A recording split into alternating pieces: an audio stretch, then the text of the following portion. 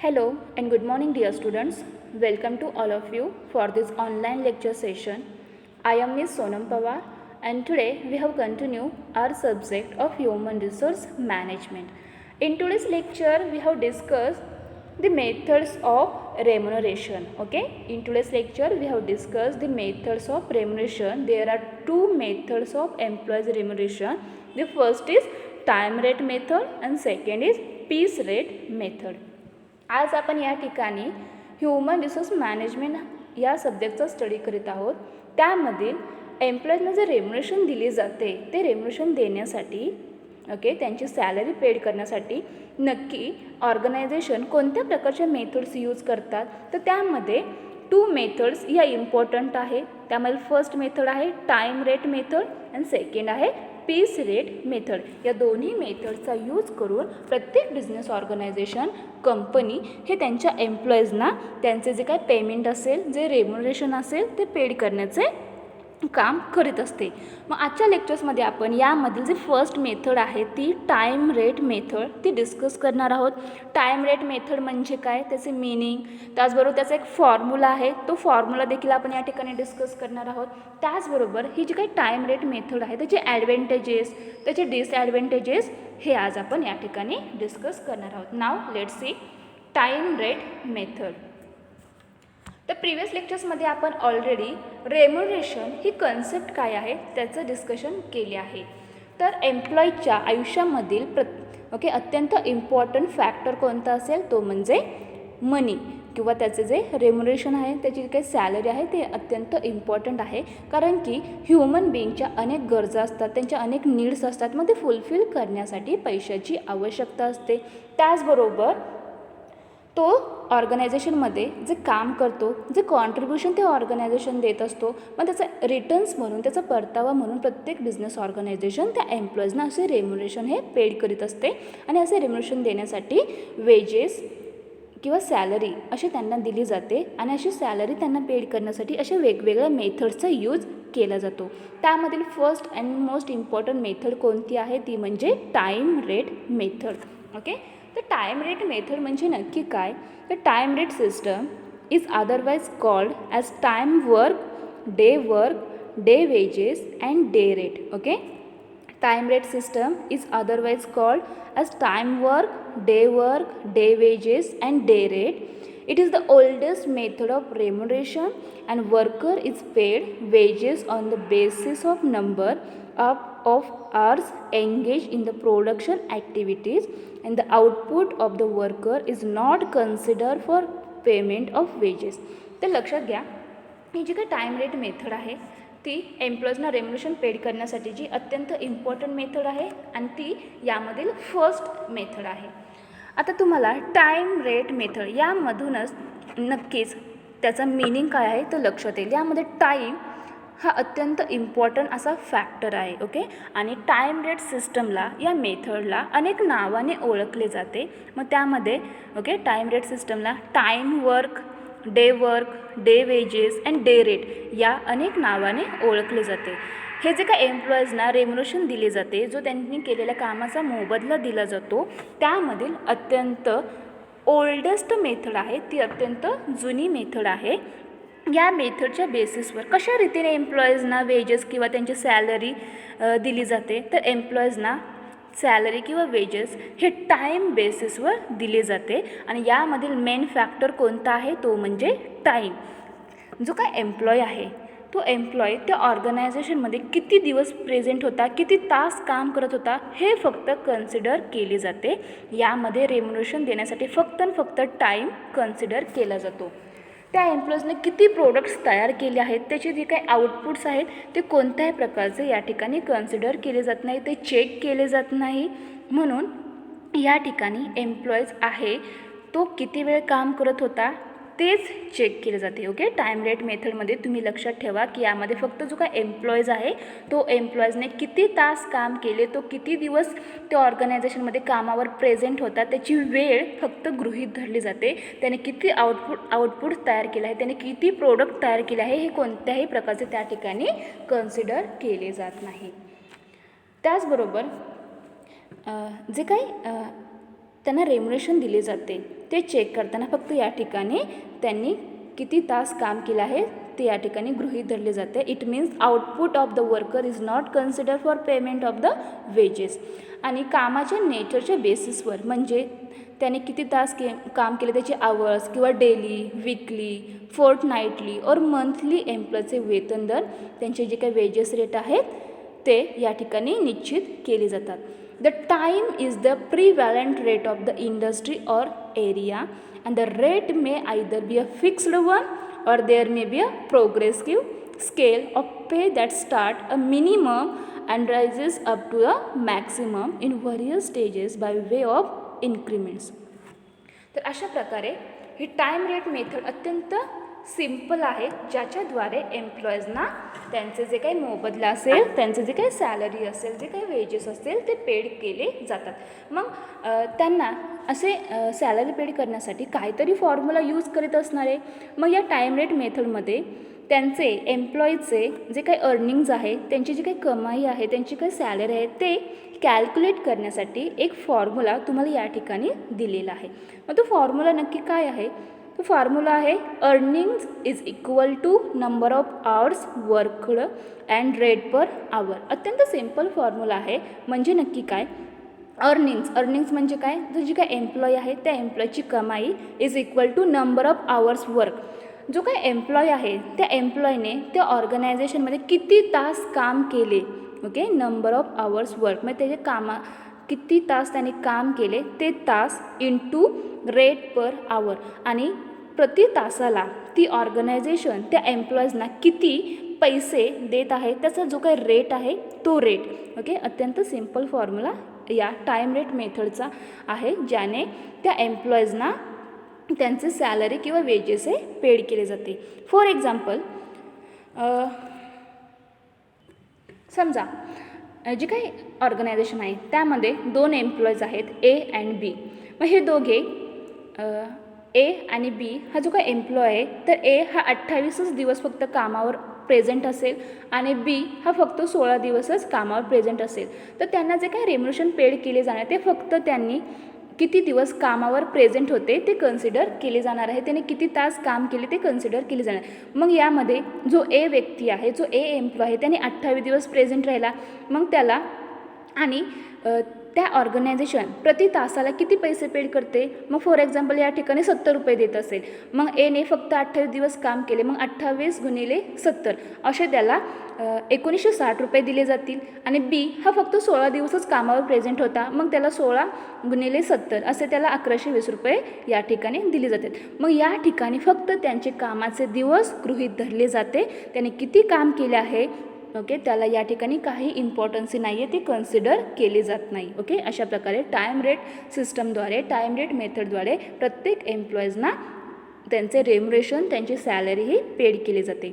मग ही जी काही time rate method आहे ती कोणासाठी सुटेबल आहे, कोणत्या एम्प्लॉईसाठी सुटेबल आहे, त्याची योग्यता नक्की कोणत्या एम्प्लॉयसाठी आहे? तर यामध्ये हाय स्किल्ड वर्कर्स, जे उच्च कुशल कामगार आहेत, जे हाय स्किल्ड वर्कर्स आहेत त्यांच्यासाठी सुटेबल आहे. त्यानंतर अनस्किल्ड वर्कर्स त्यांच्यासाठी देखील सुटेबल आहे. त्यानंतर ट्रेनीज यांच्यासाठी तर अत्यंत इम्पॉर्टंट आहे, कारण की ते ट्रेनीज नुकतेच कामावर त्यांना घेतलेले असते. मग त्यांना काम कसे केले पाहिजे ओके याचे नॉलेज जास्त नसते. मग त्या ट्रेनीजना हे टाईम रेट मेथडद्वारे जे रेम्युनरेशन पेड केले जाते ते अत्यंत इम्पॉर्टंट आहे. त्यानंतर न्यूली रिक्रुटेड वर्कर्स ओके नवीन भरती झालेले जे एम्प्लॉईज आहेत, जे कामगार आहेत त्यांच्यासाठी उपयुक्त आहे. त्यानंतर ॲप्रेंटायसेस प्रशिक्षणार्थी यांच्यासाठी उपयुक्त आहे. आणि work is being beyond the control of the worker, जर एखादे काम हे एम्प्लॉईच्या कंट्रोल बाहेरील असेल तर त्याच्यासाठी देखील ही time rate method remuneration paid करण्यासाठी अत्यंत इम्पॉर्टंट आहे. मग या टाईम रेट मेथडच्या काही ॲडव्हान्टेजेस आहेत, काही डिसॲडव्हान्टेजेस आहेत. म्हणजे प्रत्येक गोष्टीचे काही फायदे असतात, काही तोटे असतात. पण फर्स्टली आपण त्याचे ॲडव्हान्टेजेस या ठिकाणी डिस्कस करूया. Now let's see advantages of time rate system of wage payment. एम्प्लॉईजना जे काही सॅलरी पेड केली जाते, जे वेजेस पेड केले जातात, मग ते वेजेस पेड करण्यासाठी time rate method and peace rate method या दोन्ही मेथडचा यूज केला जातो. मग यामध्ये टाईम रेट मेथडद्वारे जी सॅलरी पेड केली जाते त्याचे ॲडव्हान्टेजेस कोणते आहे? तर फर्स्ट ॲडव्हान्टेजेस आहे the calculation of earnings is very easy and requires less clerical work. Okay, या टाईम रेट सिस्टम मेथडचा फर्स्ट ॲडव्हान्टेजेस, पहिला फायदा काय आहे? तर एम्प्लॉईचे जे अर्निंग्ज आहे, त्यांची जी काही कमाई आहे, त्यांची जी सॅलरी कॅल्क्युलेट करणे खूपच इझी असते. या ठिकाणी लेस क्लिरिकल वर्कची गरज असते. तुम्हाला सिम्पल फॉर्म्युला तर सांगितलं आहे की एखाद्या वर्करने किती तास काम केले ते तास इंटू रेट पर आवर, प्रति तासाचा रेट. अशा प्रकारे त्या फॉर्म्युल्याचा यूज करून त्यांचे जे काही अर्निंग्ज असेल ते कॅल्क्युलेट केले जाते. म्हणून अत्यंत सिम्पल पद्धतीने त्यांची जी सॅलरी आहे ती कॅल्क्युलेट केली जाते. त्यानंतर सेकंड ॲडव्हान्टेज आहे तो the calculation of earnings does not create any suspicion in the minds of the worker. एम्प्लॉईजने जी सॅलरी दिली जाते, जे काही अर्निंग दिली जाते, त्याचा हिशोब करताना एम्प्लॉईच्या मनात कोणतीही शंका निर्माण होत नाही, कारण की त्याचा फॉर्म्युलाच एवढा सिम्पल आहे की त्या ठिकाणी त्याने किती तास काम केले आणि प्रति तासाचा रेट यानुसार ते कॅल्क्युलेशन केले जाते. मग त्यासाठी त्या एम्प्लॉईच्या मनात कोणतीही शंका निर्माण होत नाही. त्यानंतर थर्ड ॲडव्हान्टेज आहे a worker is assured of wages as per the specified time spend by him or her in the production area. Production एरियामध्ये एम्प्लॉईजने जेवढा वेळ काम केलेले असते मग त्याची वेजेस, त्याची मजुरी त्याला दिली जाते, याची ॲश्युरन्सी त्याला मिळत असते. ओके, या टाईम रेट सिस्टम मेथडचा अत्यंत इम्पॉर्टंट ॲडव्हान्टेजेस काय आहे? तर एम्प्लॉईज कोणताही असो, तो जर त्या प्रोडक्शन एरियामध्ये प्रेझेंट असेल आणि तो त्या ठिकाणी काम करत असेल तर त्याला त्याची जी काही सॅलरी आहे, त्याची जी काही वेजेस आहे ते मिळणार. ओके, हे त्याचा अत्यंत महत्त्वाचा फायदा आहे. त्यानंतर नेक्स्ट ॲडव्हान्टेजेस आहे the quality of output is maintain. तर जे प्रोडक्ट तयार केले जाते, जे आउटपुट तयार केले जाते, त्याची क्वालिटी जी असते ओके त्या या ठिकाणी मेंटेन केली जाते, कारण की यामध्ये फक्त त्याचा टाईम हा गृहीत धरला जातो. मग त्याने किती आउटपुट तयार केले आहे हे ते कोणत्याही प्रकारचे या ठिकाणी गृहीत धरले जात नाही. म्हणून एखादा वर्कर आहे, तो वर्कर काय करणार, दिवसामध्ये 10च प्रोडक्ट तयार करेल, पण ते अत्यंत क्वालिटेटिव्ह प्रोडक्ट तयार करेल. म्हणून या टाईम रेट सिस्टम मेथडचा हा अत्यंत इम्पॉर्टंट ॲडव्हान्टेजेस त्या ऑर्गनायझेशनला आहे की ते जे काही आउटपुट तयार करतात, जे काही प्रोडक्ट तयार करतात, त्याची जी काही क्वालिटी आहे ती क्वालिटी या ठिकाणी मेंटेन केली जाते. त्यानंतर या टाईम रेट सिस्टम मेथडचे काही डिसॲडव्हान्टेजेस आहेत. मग ते डिसॲडव्हान्टेजेस कोणते आहेत ते आपण या ठिकाणी डिस्कस करूया. तर तुम्हाला या ठिकाणी 8 डिसॲडव्हान्टेजेस दिले आहेत. Now let's see one by one. The first disadvantages of time rate system of wage payment method. This system does not encourage efficient workers.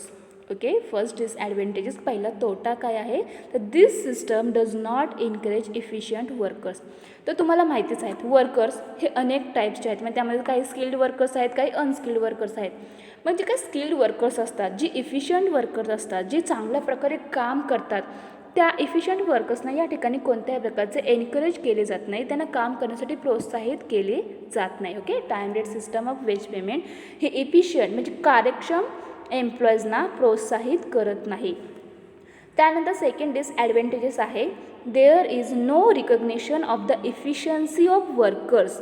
एम्प्लॉईची जी काही इफिशियन्सी आहे, त्यांची जी काही कार्यक्षमता आहे, त्यांची काम करण्याची जी काही ताकद आहे ओके ती या ठिकाणी रिकग्नाइज केली जात नाही, त्याची कोणतेही या ठिकाणी ओळख नसते. एखादा इफिशियंट वर्कर आहे, तो किती काम करतोय ओके ते या ठिकाणी रिकग्नाइज केली जात नाही. त्यानंतर थर्ड डिसॲडव्हान्टेजेस आहे both efficient and inefficient workers are treating equally by the management. आता जे काही मॅनेजमेंट आहे ते मॅनेजमेंट काय करते, तर efficient workers and inefficient workers या दोघांना एकाच प्रकारे ट्रीट करतं, समान वागणूक देतात. म्हणून हा या टाईम रेट सिस्टम मेथडचा डिसॲडव्हान्टेजेस आहे की इफिशियंट अँड इनइफिशियंट वर्कर्सना त्या दोघांनाही ती मॅनेजमेंट समानच वागणूक देतात. त्यानंतरचा डिसॲडव्हान्टेज आहे तो it develops idleness on the part of workers. तर जे वर्कर्स आहेत, जे कामगार आहेत, ते त्यांचा आळशीपणा या ठिकाणी वाढतो व ते काम करण्याचे, ते काम टाळण्याचा प्रयत्न करतात. कारण की त्यांना माहितीच आहे की मला जे काही सॅलरी मिळणार आहे, जे मला वेजेस मिळणार, ते फक्त मी किती तास काम केले याच्या बेसिसवरती मिळणार आहे. मी किती प्रोडक्ट तयार केले ही या ठिकाणी काही कन्सिडर केले जात नाही. म्हणून त्यांचा आळशीपणा या ठिकाणी वाढतो. हा या टाईम रेट सिस्टम मेथडचा अत्यंत महत्त्वाचा हा डिसॲडव्हान्टेजेस आहे. त्यानंतर नेक्स्ट डिसॲडव्हान्टेजेस आहे तो wages are paid for ideal time unnecessarily. Okay, wages are paid for ideal time unnecessary. तर जे काही अननेसेसरी टाईम आहे, जो काही बेकार वेळ आहे, म्हणजे ज्या ठिकाणी कोणतेही काम केले जात नाही, जो अगरजेची जी काही टाईम असेल, त्या टाईमसाठी देखील या ठिकाणी ती ऑर्गनायझेशन त्या एम्प्लॉईजना त्यांचे जे काही वेजेस असेल, त्यांचे जे काही वेतन असेल ते पेड करीत असते. त्यानंतर नेक्स्ट डिसॲडव्हान्टेजेस आहे तो there is a possibility of decreasing output. Okay, there is a possibility of decreasing output. It is also important disadvantages of this time rate system method, की जे आउटपुट आहे, जे उत्पादन त्या ऑर्गनायझेशनमध्ये तयार केले जाते, जी आउटपुट्स आहे ते कमी होण्याची शक्यता या ठिकाणी जास्त असते. Then the supervision cost is increased gradually. Employees काम करताना त्यांच्यावरती कोणाचे तरी सुपरविजन करणे आवश्यक असते. मग त्या ठिकाणी सुपरवायझर हे अपॉइंट केला जातो. परंतु या टाईम रेट सिस्टम मेथडद्वारे एम्प्लॉईजना टाईम कन्सिडर करून रेम्युनरेशन दिली जाते. म्हणून ते वर्कर्स काय करतात, फक्त कामावर येतात आणि त्यांचा वेळ घालवण्याचा प्रयत्न करतात. ते आउटपुट तयार करण्यावर कोणत्याही प्रकारचे जास्त फोकस करत नाही. म्हणून जे काही सुपरविजन कॉस्ट आहे त्या या ठिकाणी इन्क्रीज होताना दिसते. हळूहळू ती सुपरविजन कॉस्ट या ठिकाणी वाढत जाते. त्यानंतर लास्ट डिसॲडव्हान्टेजेस आहे या टाईम रेट सिस्टम मेथडचा, तो work schedule cannot be maintain. Okay, प्रत्येक ऑर्गनायझेशनमध्ये एम्प्लॉईजने कधी कामावर यायचे, कधी जायचे, त्याने किती तास काम करायचे, त्याचं लंच ब्रेक, ओके, असे वेगवेगळे टाईम ठरलेले असतात. त्याचं एक शेड्यूल प्रत्येक ऑर्गनायझेशनमध्ये ठरलेला असतो. मग या ठिकाणी जो काही त्यांचा शेड्यूल आहे तो या ठिकाणी मेंटेन होत नसतो. ओके, कामाचं जे काही वेळापत्रक असेल, जे काही वर्क शेड्यूल असेल ते या ठिकाणी मेंटेन होत नसते. हा देखील या टाईम रेट सिस्टम मेथडचा इम्पॉर्टंट असा तोटा आहे, त्याचा डिसॲडव्हान्टेजेस दिसून येतो. तर असे ॲडव्हान्टेजेस अँड डिसॲडव्हान्टेजेस त्या ऑर्गनायझेशनला प्राप्त होत असतात. म्हणून टाईम रेट सिस्टम मेथडद्वारे एम्प्लॉईजना रेम्युनरेशन हे पेड केले जाते आणि त्याचबरोबर पीस रेट मेथड हे देखील एम्प्लॉईजना रेम्युनरेशन देण्यासाठी अत्यंत इम्पॉर्टंट आहे. तर अशा प्रकारे टाईम रेट मेथड म्हणजे काय ते आज आपण या ठिकाणी डिस्कस केले आहे. की लक्षात घ्या, जी काही टाईम रेट मेथड आहे ती एम्प्लॉईजना रेम्युनरेशन पेड करण्यासाठी यूज केली जाते आणि ती अत्यंत ओल्डेस्ट अशी काय आहे, एक रेम्युनरेशनमधील मेथड आहे. ओके, अत्यंत जुनी पद्धत आहे. त्याचबरोबर ही जी काही टाईम रेट मेथड आहे त्याला अनेक नावाने ओळखले जाते. मग त्यामध्ये time work method, day work method, day wedges method, day rate method अशा वेगवेगळ्या नावाने ओळखले जाते. ही अत्यंत ओल्डेस्ट मेथड आहे. त्याचबरोबर ही जी काही मेथड आहे या मेथडद्वारे त्या एम्प्लॉईजना कशा प्रकारे रेम्युनरेशन पेड केले जाते, तर या ठिकाणी फक्त जो काही एम्प्लॉई आहे तो एम्प्लॉई त्या ऑर्गनायझेशनमध्ये किती तास काम करत होता त्याचे फक्त तास, ओके, कामाचे तास हे कन्सिडर केले जातात. त्याने किती आउटपुट तयार केले, त्याने किती उत्पादन तयार केले यासाठी कोणतेही लक्ष या ठिकाणी दिले जात नाही, ते कन्सिडर केले जात नाही. तर टाईम बेसिसवरती एम्प्लॉईजना त्यांचे रेम्युनरेशन, त्यांची जी काही सॅलरी असेल ती पेड केली जाते. मग अशी सॅलरी पेड करण्यासाठी ती ऑर्गनायझेशन एक सिम्पल फॉर्म्युला यूज करते. मग तो फॉर्म्युला कोणता आहे, तर earnings is equal to number of hours work into rate per hour. एम्प्लॉईची जी काही कमाई असेल ती कमाई कॅल्क्युलेट करण्यासाठी त्यांनी केलेल्या कामाचे जे काही तास आहेत त्यांची संख्या या ठिकाणी कन्सिडर केली जाते आणि त्या काम केलेल्या तासाचे तो प्रति तास जेवढा रेट दिला जातो त्या रेट या ठिकाणी कन्सिडर केला जातो आणि त्या दोघांचा वापर करून त्या एम्प्लॉईची जी काही अर्निंग्ज असेल, त्यांची जी काही सॅलरी असेल ती कॅल्क्युलेट केली जाते. त्याचबरोबर ही जी काही टाईम रेट मेथड सिस्टम आहे ती कोणत्या एम्प्लॉईसाठी सुटेबल आहे, तर ते हाय स्किल्ड वर्कर्ससाठी, अनस्किल्ड वर्कर्ससाठी, त्यानंतर trainees, newly recruited workers and apprentices या एम्प्लॉयसाठी ही टाईम रेट मेथड अत्यंत इम्पॉर्टंट आहेत. कारण की हाय स्किल्ड वर्कर्स आहेत, त्यांना जर एखादी प्रोडक्ट तयार करण्यासाठी जास्तीचा वेळ पाहिजे असेल तर ते त्या ठिकाणी ते प्रोडक्ट तयारी करण्यासाठी जास्त वेळ घेऊ शकतात आणि त्याची क्वालिटी जे काही आउटपुट असेल त्याची क्वालिटी इम्प्रूव्ह करण्यासाठी त्या ठिकाणी त्यांना मदत होत असते. आणि या टाईम रेट मेथडद्वारे जे काही आउटपुट तयार होत असते त्यांची क्वालिटी ही बेस्ट असते. कारण की त्यांना एम्प्लॉईजना फक्त त्यांचे रेम्युनरेशन हे टाईम बेसिसवरती दिले जाते. म्हणून एखादा एम्प्लॉय काय करतो, दिवसामध्ये फक्त 10च प्रोडक्ट तयार करतो, पण ते 10 प्रोडक्ट जे तयार करतो ते अत्यंत क्वालिटेटिव्ह तयार करण्याचा प्रयत्न करीत असतो. त्याचबरोबर या टाईम रेट मेथडचा आणखीन एक महत्त्वाचा ॲडव्हान्टेज काय असेल तर एम्प्लॉयची जी काही सॅलरी कॅल्क्युलेट केली जाते ते कॅल्क्युलेट करण्यासाठी अत्यंत सिम्पल फॉर्म्युला यूज केला जातो. आणि एम्प्लॉईजना त्यांना जे काही सॅलरी मिळत असते ती सॅलरी मिळत असताना कोणत्याही प्रकारची शंका त्याची डाऊट्स त्यांना क्रिएट होत नसतात. त्याचबरोबर प्रत्येक एम्प्लॉईजना टाईम रेट मेथडद्वारे जी रेम्युनरेशन दिले जाते ती मिळणारच याची त्यांना गॅरंटी असते, त्यांना ॲश्युरन्सही दिलेली असते. त्याचबरोबर या टाईम रेट मेथडचे काही डिसॲडव्हान्टेजेस देखील आहेत, काही तोटे आहेत. प्रत्येक गोष्टीचे काही फायदे असतात, काही तोटे असतात. मग त्यांचा महत्त्वाचा डिसॲडव्हान्टेजेस काय असेल तर एम्प्लॉय जे इफिशियंट वर्कर्स असतात त्या इफिशियंट वर्कर्सना ती ऑर्गनायझेशन कोणत्याही प्रकारे काम करण्यासाठी एनकरेज करत नाही, प्रोत्साहित करत नाही.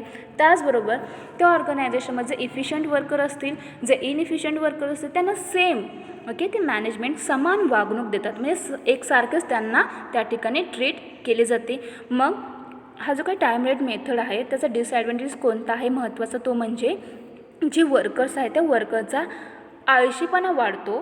ते दिवसामध्ये फक्त आणि फक्त कमीच काम करतात, ते फक्त ऑर्गनायझेशनमध्ये येऊन स्वतःचा वेळ घालवण्याचा प्रयत्न करतात. आउटपुट किती करावे हे त्यांना निश्चित त्या ऑर्गनायझेशनने कन्सिडर करून दिलेले नसतात. की एखाद्या एम्प्लॉयने दररोज आल्यानंतर किती प्रोडक्ट तयार केले पाहिजे हे या टाईम रेट मेथडद्वारे ठरवलेले नसते. म्हणून फक्त त्यांच्या कामाची वेळ या ठिकाणी गृहीत धरली जात असल्यामुळे ते एम्प्लॉयचा जो काही आळशीपणा आहे तो वाढतो. ते काम करण्याचे टाळतात आणि त्यांचा जो काही अननेसेसरी टाईम आहे त्या अननेसेसरी टाईमसाठी देखील ती ऑर्गनायझेशन त्यांचं जे काही सॅलरी असेल, जे काही वेतन असेल ती वेजेस पेड करत असते. आणि त्याच्यामधून याचा ऑल ओव्हर इफेक्ट काय होतो तर जे ऑर्गनायझेशन आहे त्या ऑर्गनायझेशनचे जे आउटपुट्स आहेत, जे उत्पादन क्षमता आहे ती कमी होण्यास याची मदत होते. म्हणून टाईम रेट मेथड जशी उपयुक्त आहे तसे त्याचे काही डिसॲडव्हान्टेजेस देखील त्या ऑर्गनायझेशनला फेस करावे लागतात. तर अशा प्रकारे आज आपण या लेक्चरमध्ये ही टाईम रेट मेथड म्हणजे काय, त्याचबरोबर त्याचा जो फॉर्म्युला आहे तो फॉर्म्युला या ठिकाणी डिस्कस केला. त्यानंतर त्याचे डिसॲडव्हान्टेजेस अँड ॲडव्हान्टेजेस आज आपण या लेक्चरमध्ये डिस्कस केलं आहे. नेक्स्ट लेक्चरला आपण यामधील जी सेकंड मेथड आहे ती पेस रेट मेथड ती डिस्कस करणार आहोत. त्याची इम्पॉर्टन्सी, त्याचा फॉर्म्युला, त्याचे डिसॲडव्हान्टेजेस, ॲडव्हान्टेजेस हे आपण नेक्स्ट लेक्चरला डिस्कस करणार आहोत. Okay, thank you.